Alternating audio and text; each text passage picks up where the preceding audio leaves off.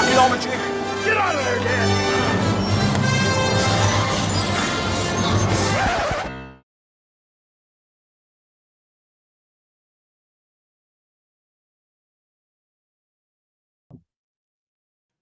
And now we're live. Actual live. Oh. Hello, everyone. Hang on a sec. Let me grab some lights. Woo! This is like this is like a chaotic start to the live stream, just like the olden days. It's exactly. There you go. Which was like, 6 months ago. I know. Oh, God! Like we've been doing this. Like, I gotta look it up, but I feel like we've been doing this for at least 3 or 4 years. Oh, it's been longer than that. Yeah. Maybe four. Yeah. Oh man, So we gotta come up with something for the 5th anniversary or something. there you go. I'm just getting this shared out. Let me do this. Just shared it to a couple places. Shared it on my own feed. You should share it on your feed. Oh, well, I do. Yeah, it's a long story, Yeah. but when I go live, it automatically shares it out. The God, I forget the website I use automatically shares it out. Does that makes any Nice. sense? There you go. Although I am Well- kind of sad that I still use Twitter, especially today. Right. Well, let me show you I got a couple new things that I sort of did yesterday. One of them's not new at all, and in fact, I'm pissed off I had to spend $300 on this because I used to have these, and I either sold them or gave them away when we moved into the RV. But I went and bought a new Magic keyboard for my computer, and also the Magic trackpad for Apple. And the reason I did that, I thought you had those. I did a long time ago when I had them when I had my big displays, right? Yeah. And the first 2 months we were in the RV, I still had the 27-inch displays, but when I sold those, I sold the keyboard and trackpad with it because otherwise it doesn't come with one, right? Because it came with both of those. I didn't know that. Yeah, so one of them was a display, the other one was the iMac, so it needed a keyboard and trackpad, and I had no use for it because really in the old RV, I never had a situation where I wasn't going to be in front of my laptop keyboard. Well, now two things are converging to make me buy those again, and I bought them yesterday. They're not even out of the package yet because we went to the Apple store and then we went and saw Black Adam, which was, people are it's a movie. It's with The Rock. He's playing Black Adam, the superhero. Yeah. And I heard people are complaining about it because he's not like funny, because The Rock has been in a lot of funny movies lately. And I'm like, yeah, okay. It was still decent though. It was a big long fight scene, but that's what those kind of movies are. Ooh. But anyway, point is, I bought it for two reasons. One, we now have this whole desk set up, which I'll show you in a minute. Cool. And I have a way to, set my laptop up on a thing and then set my iPad over here, and then I can free up the space in front of me with just the keyboard and the trackpad. Yeah, and then you got a big screen in front of you, I assume? Well, I don't have a big screen in front of me yet, and I probably won't have a physical big screen in front of me, but that's the second reason why I bought these. Yeah. The second reason is my Oculus Quest 2. Yeah. I often go into the Immersed desktop as it's called Immersed VR. That's the app I use. I often go in there to do stuff where I need multiple screens. I don't always need that, but if I need like big screens or multiple screens, I'll go in and do that. But the problem is, not that I need to see my keyboard when I'm just typing. That's one thing, but I can open a little window to where I can physically see my keyboard, but it's in this weird black and white, like fuzzy. I can't make out what the keys say, and it's just how they display it. Ooh. And it's not very easy to see. And so when I'm doing stuff like editing, a lot of times I am looking down at the keyboard for specific keys, and it's just because my hands aren't in the typing position when I'm editing. My hands are in are in a different position. So sometimes it's easier for me to just glance down at the keyboard, but I can't do that in Immersed. Well, they map to a few keyboards that will actually, you can bring your keyboard into VR, and it's actually supported by Meta, which means Immersed is supporting it. And you can physically see the keyboard. You can see your hands in virtual hands, and a virtual representation of your real keyboard. And when you touch a key with your finger, you're actually touching that key on the keyboard. So, but you need certain keyboards to be able to do it. And that's why I picked that up. So anybody who's, thinking virtual office and they have an Oculus, or they're thinking about getting one, that's definitely the app I recommend, is Immersed VR, because it's They just, what I like about it is it's a relatively small company, and you can join their like Discord and personally talk to the engineers. Yeah. And you know, they've got like, they've got like channels all around, you know, like you know, people on a Mac, people on a Windows machine, people on Linux, and then they only support the Oculus Quest 2 right now, because that's the most popular headset out there. So there's not really a channel for that, but there's channels for like bug reports and, you know, feature releases and all kinds of stuff. And it's just a really cool that this small company is doing stuff like that. So anyway, I want to use it a lot more, and this will help me use it a lot more, because I also picked up a new strap for the headset, because the one it comes with is like this weird cloth thing that's not very supportive and it's not very good. But I bought the Elite strap, which is sold by Meta like a year and a half ago when I first got this thing. And that broke about 3 or 4 months ago, and I actually had it taped up on the side with some Gorilla Tape, and you know, that's been okay. But I've wanted to get a new one, but instead of just buying that strap, I actually bought one from another company that's got an 8,000 watt amp hour battery on the backside. And the nice thing about that, obviously, is you can stay in longer without charging it up. And but also that battery being on the back helps to like balance the headset front and back. And because it was way heavy on your face, even if you've got it all strapped down right, because there's like a top head strap and stuff. But with that battery back there, it just helps the center of balance a little better. So because I remember, anyway, you know, I thought, oh, hang on a sec. Oh man. Sorry. Sorry, everyone. It's just like, you know, you want to sneeze, but then you can't. yeah. Here I was thinking you were getting a keyboard to use some, like, you know, I don't know, some new computer program or something with your iPad Pro. Not really. Although it is pretty cool these days with the they used to call it Sidecar. I think it's not called Sidecar anymore. Well, it's called, they gave a new name. So well, there's two different things. So it is called Sidecar. You can use your iPad as an external display, right? But what I often find that what I often find that I'm doing with it is I'm not using it as an I am using it as an external display, but I'm putting apps over there that exist on the iPad. Because a lot of times I'll put Slack over there, or I'll put Teams over there, or Teams and Slack mirrored next to each other, because I've got an annoyingly high number of Slack channels that I'm on, or Slack teams. But also the business I work with, which I'm in there all the time, uses Teams. In fact, they just got rid of their Slack team, which is super annoying. But Microsoft Teams is the worst. It's actually the worst, right? But for a corporation, there's a lot more control. They say it's more secure. I don't think that's true, but there's a lot more control that the corporation can put in on it, and they didn't have a lot of control over Slack. It's kind of like the complaints people used to use. People used to have the same similar complaints about Dropbox. Yeah, exactly. And that turned out to be BS. Right, but see, because of that, these guys never really did use Dropbox much. They used a collection of other things, but they're also heavily using SharePoint now, which is also garbage. Yes, very much. As someone who has to use it at work too. Yeah, it's terrible. It's actually terrible. It's got share in the word, and yet they make sharing so difficult. And the crazy thing is that, you know, if you're like me and you have a Microsoft email account as like your junk mail account, it zaps, it like makes it infinitely harder to use Teams. Right. Yeah, it's terrible. So anyway, so that's Sidecar, is you can just use your iPad as an external display. But something that came out, I want to say it was back in early this summer, there was a release that came out, and it was basically, if I just take my mouse of my computer and if my iPad is on the same, it doesn't even have to be on the same Wi-Fi, I don't think. Maybe it does.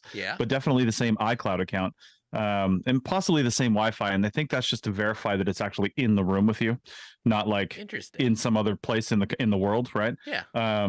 Because if I just run my mouse to the right-hand side of the screen, and if I keep on running, I can see it. I get this little graphic, and it says, and it looks like this little window opens up, and now I can use like my mouse is actually on my iPad screen, and I'm controlling the mouse with my trackpad on my laptop, but it's on my iPad screen. It's not being used as an external display. It's whatever is on the iPad is there. It's just I'm controlling it, and I can type on my keyboard. If the mouse is over there, my keyboard works over there. If the Oh, mouse is on my laptop, the keyboard works on my laptop. well, the So interesting thing is Logitech has basically they call it their unified receiver technology, and it's effectively the yeah, same thing. exactly. And this is just super cool because if I'm, if my iPad is sitting on my left, I just Yeah. run my mouse over to my left. I don't have to modify my display preferences or do anything. I just run it to the left. Ooh. And if it's on my right, I run it to the right. And it's just, once you run it through the first time, until you shut everything down and turn it all back on again, it's a seamless maneuver like you are going over to an external display. So now, because the external display functionality is a little bit problematic, it does freeze up relatively often, and I don't know why Apple can't fix that. I usually just put the apps over here that I actually want to see, and then I just interact with them with my computer, and it really comes in handy in my client meetings, because in my client meetings I have to do two things. First off, I have to do three things technically. First off, I'm sharing my screen, and usually I need my screen full size in front of me so they can see it in full size, so I can bump up the point size, because they're all, some of them are in a conference room and like the TV is like 10 feet away from them, so I try to make it as big as possible. And the other thing is, I need to be able to take notes, and I take notes in a form that I created in my DoneSafe environment. This is for the DoneSafe clients. Ooh. And so I have 2/3 of my iPad screen on my notes, so I can take notes while we're in the call, because I have to send them those notes at the end of every meeting. And then on the right third, I have the Teams chat between the other DoneSafe person that's on my calls with me and my project manager who's also on the calls with me. So we're chatting behind the scenes in that Teams chat, and then I've got my notes, and it's great, and I don't have to share the screen or do anything. It's just I just run my mouse over there, and I can seamlessly do whatever I need. You know what's really confusing to me, by the way? Pretty cool. The fact that if you've ever looked at those GBI links, they use Microsoft Teams to try to share out their meetings like online. I'm like, why would you require that much security? Yeah, it's probably just because somebody there is on Teams and they don't use Zoom, and that's what they're using to do stuff. So yeah, it's just it's crazy. It also reminds me of like the of the people who are resisting electric cars and just want to use more complicated or at least Tesla. Dude.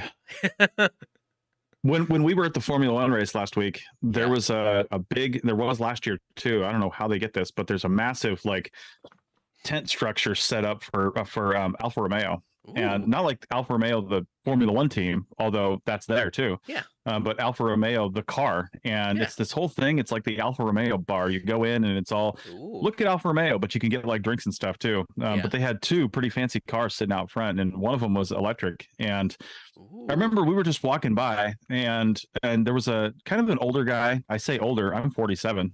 He was probably less than 10 years older than me, but. He just looked older, but we were walking by and he's like, "Oh, that car is super sweet. If only it weren't electric."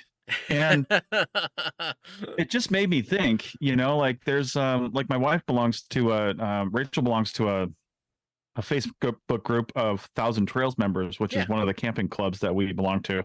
And the campground that we're at right now, somebody actually took a picture of a setup, and I haven't seen it. I don't know if they're still here because we looked around, but it was like one of those new but kind of vintage looking Airstreams. Like they're making some of them still look a little bit retro. And anyway, it was being pulled by a Tesla. I didn't see the picture myself, so it must have been one of the bigger Teslas to be able to pull an Airstream, because those are not light. But either way, I know the Tesla has the upper end models has like over a 10,000 pound towing capacity. It's just it's enormous. I did not know that. And somebody put that picture in the group just to show, hey, this is kind of cool. But all the comments were from old people saying, "Oh, I guess they only want to drive 40 miles a day," or something like that. And I'm like, listen, we're relatively young, and we still only drive about 4 hours a day, which equates in the RV to about 250 miles tops, right? Sometimes we'll go closer to 300. And that's realistic. That's more than enough. It is, and you can do that. Now, if you're towing, it's probably going to be closer to 200 miles, depending on how heavy the tow vehicle is. But either way, most of these people, they don't drive 15 hours a day like you do in a car. When you're pulling a trailer, when you're if you're, especially if you're full time, I mean, the whole goal is to not spend all your days driving, and Yeah. that's why we're leaving today for our next stop, Yeah, rather probably than like doing 10 an 8-hour day minutes. tomorrow. Yeah, well, pretty close. We're doing like 2 4-hour days. Yeah. So, it's just, I don't understand it. And I equate it to all the people 10 years ago or longer, I guess 15 years ago now, Yeah. that when digital SLR started coming out, and they're like, oh, you can pry my film camera out of my cold dead hands, and now every single professional photographer has a digital camera. Well, no. I think it's more like the people who, when the iPhone came out, were like, "Oh, I'm never gonna trade in my flip phone." Remember how many people we used to run into at work who like, "Oh, I've still got a flip phone," and they were so proud of themselves. It's a badge of honor. Yeah, and now they're the ones who are like sitting there at lunch playing those stupid games on their phone. Yeah. Oh, I remember I got my iPhone about a year before Rachel did. And because she was like, I don't need that. That's too extravagant. So what am I going to do on it? And so we're just like, every time we were sitting there, and I had plenty of things I could do, even on the first iPhone. I think it wasn't even the first one; it was maybe the second one. Ooh. And it was like, yeah, because I don't think I had the 3G, which was the first one. I think I had the iPhone 4, if that was the next one. But anyway, it was. She was just like super jealous, and obviously now, like 12 years later, she's like, how do we ever live without these things? Exactly. So, which brings me to my next thing that I just played with this morning, and I knew was coming out. So last night, I finally did the upgrade to Ventura, which is Mac OS 16, I think, or 13, or I think it's 13 actually. Oh, that's what my computer was doing the other day. Yeah. So Ventura is 13, and one of the things Ventura gets you, as long as your iPhone is upgraded. Oh yeah, it's more integrated, the ability. Isn't it? Well, it's the ability to use your iPhone pretty seamlessly as a camera. Yeah. Oh yeah, I remember. So if I just go into Zoom about that. If I just go into Zoom and I switch it to my iPhone screen, there we go, and I can flip it around. Yeah. And there's you. There's my iPad. And so I'm going to back up here. Now I'm going to switch my microphone to my headphones as well, because I'm going to step away from my mic. Yeah. So now it's on my headphones. Ooh. So here is our desk setup. You can actually see it. This is in totally take us on a tour. I know, right? So this is the front, obviously. There's the driver's area, and everything's a little bit in disarray because we are in the process of packing up and moving. We've been here for a week. But there's a TV that comes out of this hole right here. Yeah. That's our kind of like evening TV. There's also this table that folds out, and I use it just as like a side table. It's kind of down now because, like I said, we're getting ready to go here. Yeah. But we've got 2 desk setups. There's no dinette. There's no anything. Rachel's microphone is all right there, and then I've got that same mic stand for my camera now, or my webcam. Yeah, exactly. So I just bought this on Amazon, except I got the wrong shock mount. So there's like a pair of socks in there holding her mic in because it's too big. So I need to get a new shock mount. But anyway, yeah, here's our kitchen. We've got a full size refrigerator now, not a stupid little, partial refrigerator. We've got the fireplace. Oh, see, that should have been started. Should be on. I know, right? I know. I didn't know I was giving a tour. This couch actually folds out into a queen size bed. Yeah. And it's an air bed with like a pillow topper. So it's like an air bed that's like built into the system, so you don't have to feel the springs and everything. Yeah. And they sell it. They give it to you with a pump and all that stuff. We've actually only had it out when we bought it just to test it. There was a. Oh, again, I'm running a fridge. Yeah, I'm running a D-scale on my coffee pot here, so the bowl's up here. But anyway, yeah, there used to be a recliner here that they sold with the unit, but we took the recliner out and sold it while we were in Sparks. And put in that. Yeah, we put in this thing, which was supposed to be oriented the other direction, but it was way too big. It's about a ½ inch too wide. And I did the measurements based on what the guy told me this thing measured, because I called him and said, can you measure that space for me? And they were wrong. So maybe he just eyeballed it. Well, I don't know what he did, but I think actually he measured it to the molding here, or he measured it to the inside, which would have fit. But it's too big. We have to incorporate the molding there. So anyway, we're dealing with this. We're probably going to replace this in Charlotte when we get out there and find something smaller that's shorter, that can sit just over the wine fridge. So, but But anyway, yeah, and Wow, it's impressive the range of this. You know, I know. I'm the just whole going setup. all the way in the back here. Yeah, we're washing our sheets right now because we're going to be dry camping for the next week. So we won't be using the washer and dryer. So we're washing our sheets. Washer and dryer behind that cabinet, full size closet. Cool. This is really cool. This is the control system for our entire RV. I think. Can you see it? Okay. Yeah. Because I can't see the screen. Yeah. Okay. So if I want to turn on like the ceiling lights in here, or the bedroom lights in here, or I can go to the lighting page and control all the lights. Ooh. Control our thermostats plus our heated floors. Oh, you have heated floors? We have heated floors, and Cool. I can control the ceiling fan in here. Yeah. So there's a ceiling fan in here, and I can control the fan in the bathroom and the fan in the galley here. Plus, they're the new fantastic fans that like their they competitor. come down when it starts raining. Yeah, they're the competitor to Max Air. Yeah, exactly. So, and you got a second. But anyway, TV? so that's our daytime TV. If we want to put anything on during the day, because we want to be able to look out that window when we're just like working and stuff. But if we need to put anything on, that's basically, I think it's like a 40-inch TV up there. And that's actually TV number 4. So there's actually one. The second one is right there. And then in the bedroom, there's 2 in there?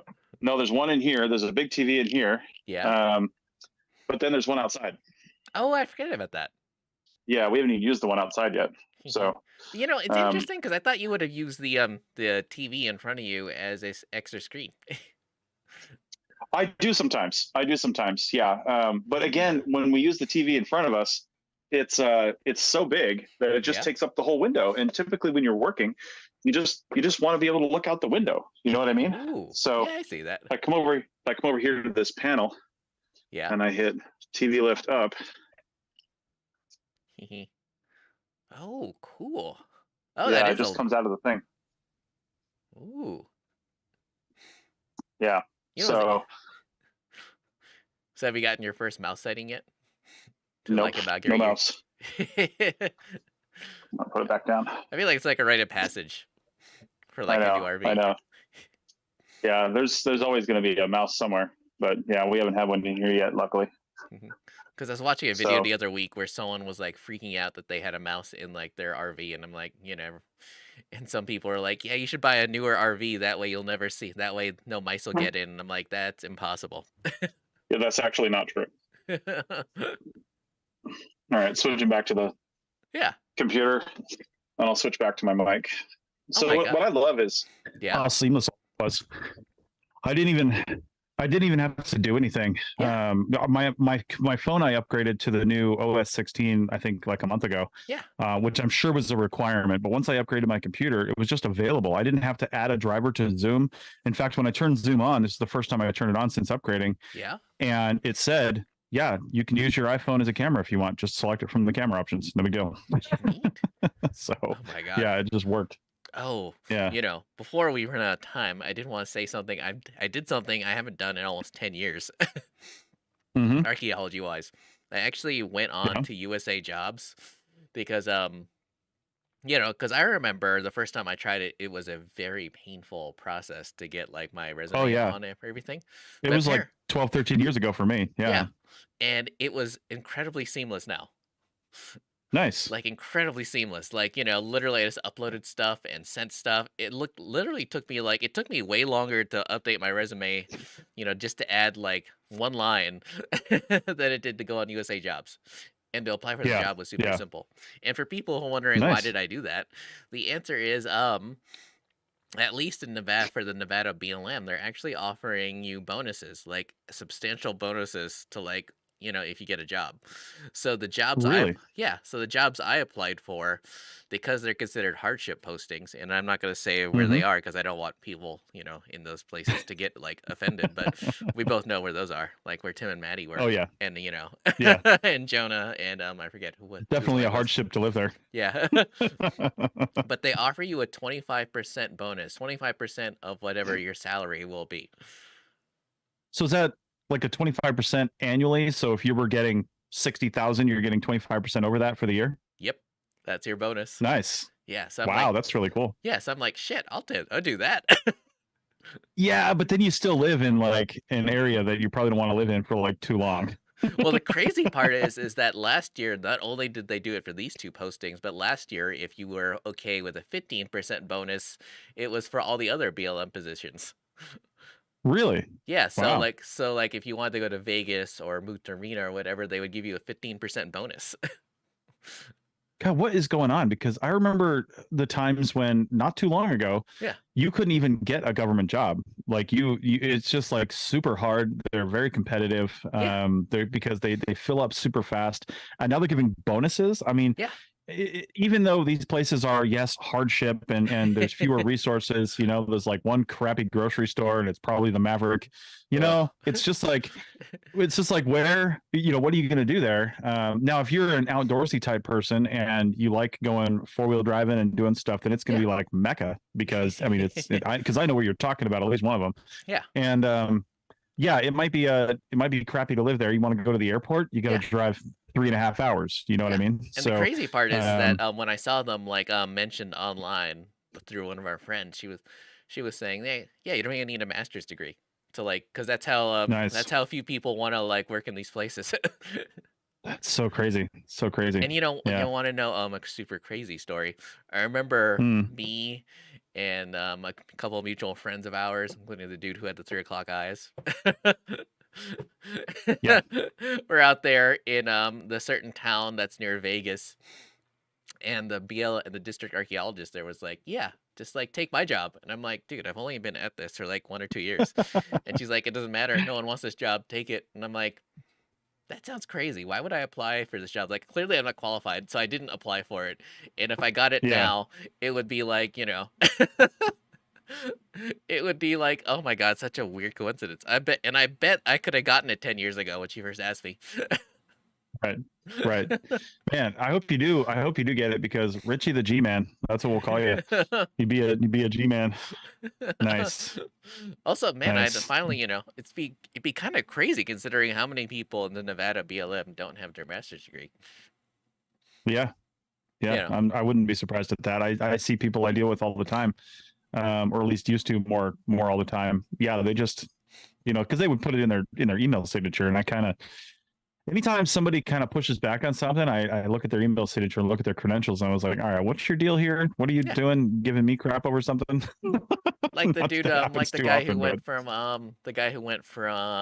Ridgecrest to I forget which town he went to. He doesn't have a master's? Nope. And that's really? and that's why he specifically hired my friend who is in the BLM Elko office. You mean the guy that worked at the base? Yeah.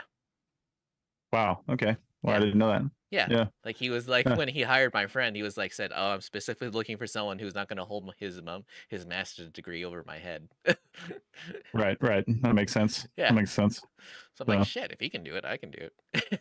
Well, there you go. Well, and again, a lot of those positions, if you just stick it out, they're more likely to promote you based on the fact that you've been there longer, because they need somebody in that job, unless there's a degree requirement for something, right? Because the government does have certain positions that have an expectation of a degree requirement, but the government also has life experience as a waiver. Yeah. So, if you've been a field tech with a bachelor's degree for 10 years, I mean, that's way better than a master's in some cases as far as experience goes. A master's, I don't want to discount the master's, because the master's does get you exposed to certain things you may not have been exposed to as a field tech, from more of a regulatory and writing standpoint. Of course. But as far as field experience goes, it can't be beat, being a field tech for 10 years or more. Well, I mean, and we've both read reports where it's just like, clearly this person was just like copying and pasting and they didn't care. It's just dude, I can write that. Yeah. I can write that badly if you need me to. Yeah, having a master's doesn't mean you'll be good at it. It just means you've been exposed to it for sure, right? Whereas as a field tech, you may not have been ever exposed to that kind of thing, because you're often not in the position that would be, writing and researching and doing stuff like that. But again, that's not necessarily true, because if you want to put yourself in those positions and put yourself forward to a company you've been with for a little while and say, hey, I want to do more of this, they're more than happy to usually hand off some of those tasks, and you'll get that experience. And sometimes, but the thing is, Oh, go ahead. Yeah. Just with a master's, you're guaranteed to at least seen that once. Yeah. But with an undergrad, it's unsure just by looking at the person whether or not they've actually done that. They would have to have put themselves out there or been in that situation. So that's the only thing. True. Well, also, it's kind of like how can I put this? It's kind of like someone who sells themselves based on the fact that, look, that I have X number of years of management experience, but it's like, that's no guarantee that they're any good at it. Right. And Right. I've been cooking my Totally. whole diet. I've been cooking my whole adult life. It doesn't make me a chef. That's a good point. That's a good point. Yeah. What did I hear? I heard something very similar in a movie one time. Yeah. But I'll modify the quote because I can't remember exactly what it was. But Yeah.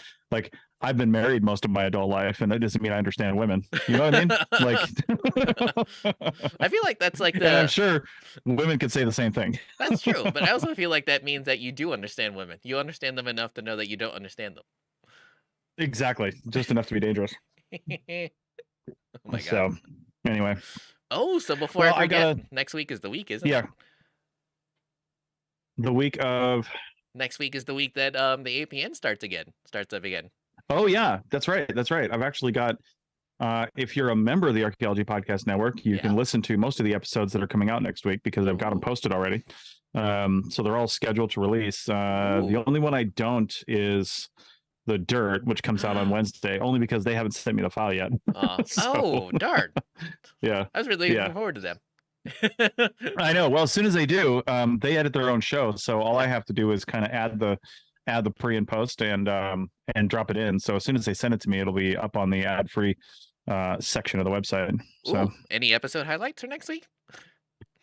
Well, one that I was really excited to record because it's been a book idea in the back of my head for like 5 years. Yeah. And I've talked about it before, but I titled the episode "Winter is Coming." And which was more appropriate when we recorded this back in like late September. But now it's releasing next week.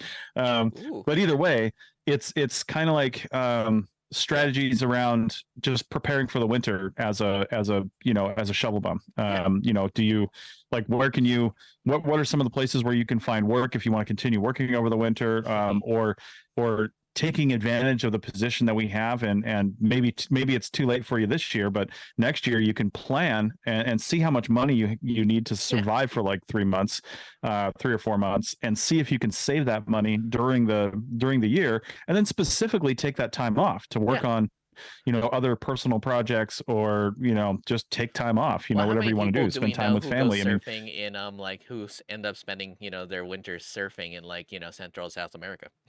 Right. Well, and that brings up a couple things, because I know at least one guy that had like a house in. We worked with him on the Ruby pipeline, and he had a house in Costa Rica. Oh yeah. Because you could buy a house for almost nothing in Costa Rica when he bought it. It was back in like the 80s that he bought it. He was an older guy. So he would, like, for 5 months out of the year, he just moved down to his Costa Rica house and literally did nothing. Just went surfing, had margaritas, did whatever he's going to do. And that was it. And then I know the other thing we talked about was other types of work you can do. The obvious ones are, like, I knew more than a few people that are ski instructors over the winter, because that's obviously a winter job. Yeah, exactly. And then there's other stuff like Uber.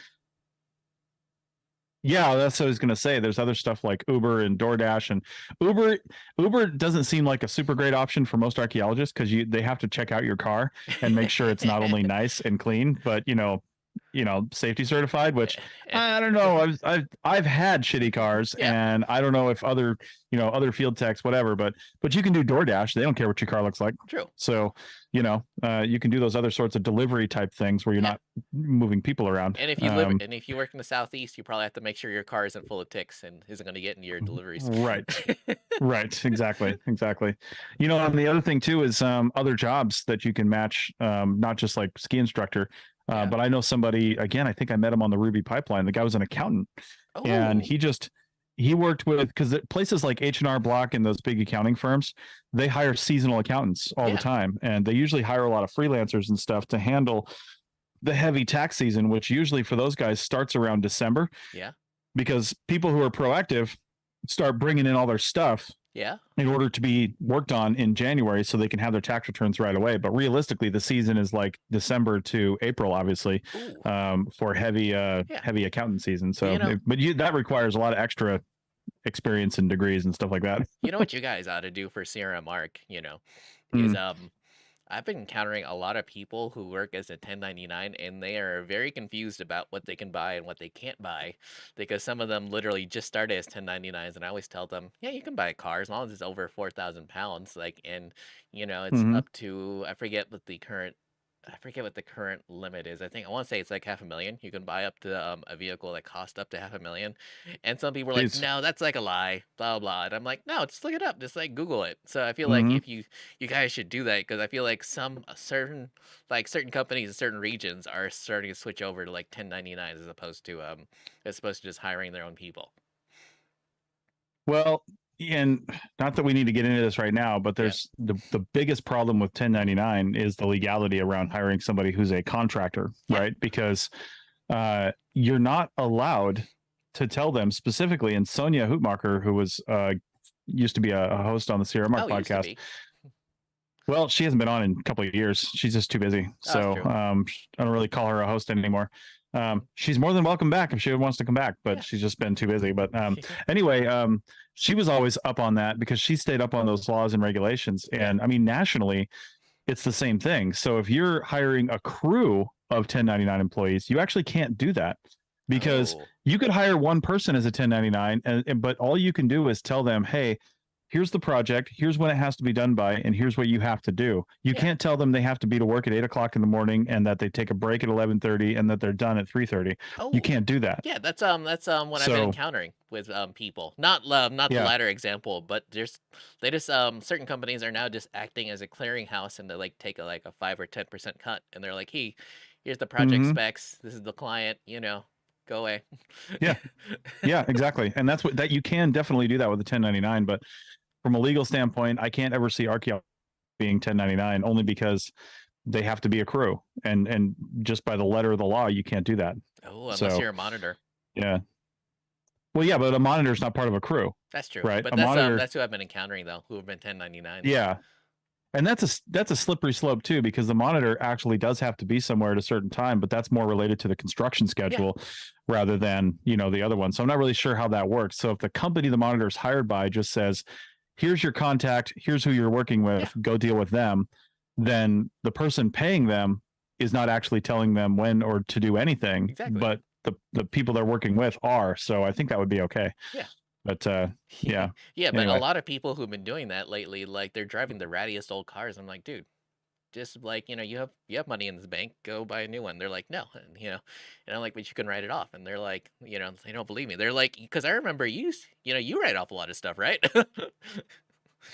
I do, but I have an accountant and a bookkeeper because it's hard. It's complicated, right? Ooh. So each year, in fact, depending on where you live, Yeah. like each year in July, by July 1st, I think, or maybe it's starting July 1st and I have to do it in the month of July. I don't know. I don't do it. My bookkeeper does it, but she has a spreadsheet Yeah. of all of the things that my business owns, Yeah. all the way down to anything over $100 has to be on that sheet. So my computers, my phone, anything that I buy that I use for the business or that I bought for the business has to go on that list. And so from a tax standpoint, yes, you can take that as a write-off that year as a purchase. And I do that, for certain things. But then every year to Washoe County, Nevada, and different counties have different laws and regulations, but to Washoe County, Nevada, I have to pay taxes, which goes to the schools. I don't even have kids or live there, but I have to pay taxes, which go to the schools on all of my assets.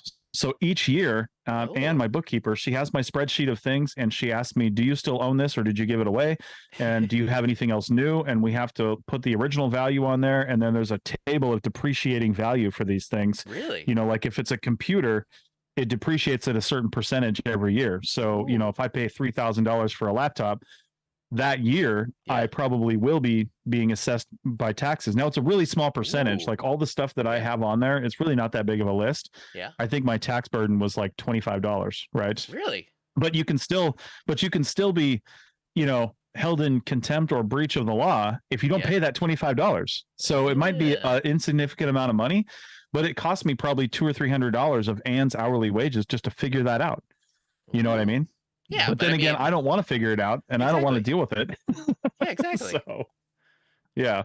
You know, Yeah, it's kind of stupid. it's kind of like the way that companies kept on insisting that they didn't need something like LoudNote; they would just make their own thing. So stupid. Something like that. You know, especially if you're a company. But if you're a contractor and you're buying stuff, you really should be passing those costs, those project costs, onto your clients. And you can do that with like a new car.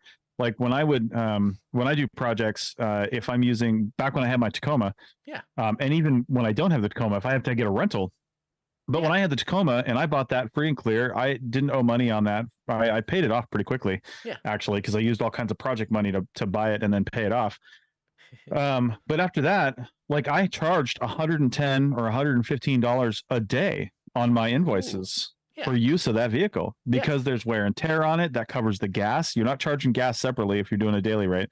You know, all that stuff was factored in. So if you're a contractor, not only can you take the write-off on that vehicle for that day, but you should be able to invoice for that when you bid a project, because as a contractor you still have to bid a project. You know, they're going to ask for something from you. They're going to ask for a business license. You're going to need an EIN number. You're going to need all kinds of stuff just to be a 1099.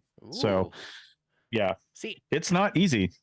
See, that's why I feel like an episode on an CRM Arc podcast would be super handy.